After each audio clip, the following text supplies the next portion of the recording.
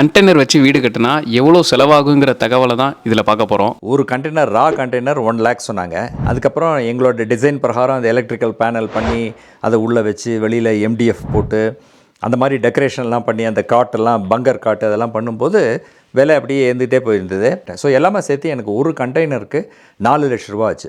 3 கண்டெய்னருக்கு 12 லட்சம், including transportation. 12 லட்சம் divided by 500 சதுரடி மேலே போடும்போது 2400 rupees per ஸ்கொயர் ஃபீட் வருது. ஸோ இது வந்து பெரிய சேவிங்னு சொல்ல முடியாது. ஆனால் அந்த 2400 rupees நம்ம செலவழிச்சதுக்கு ஒரு புதுமையான ஒரு இடத்த நம்ம பண்ண முடிஞ்சது. ஜாஸ்தி இயற்கை சூழலை அஃபெக்ட் பண்ணாதைக்கு பண்ண முடிஞ்சது. ஸோ அந்த பெனிஃபிட்டுக்கு வேண்டி தான் பண்ணேன்.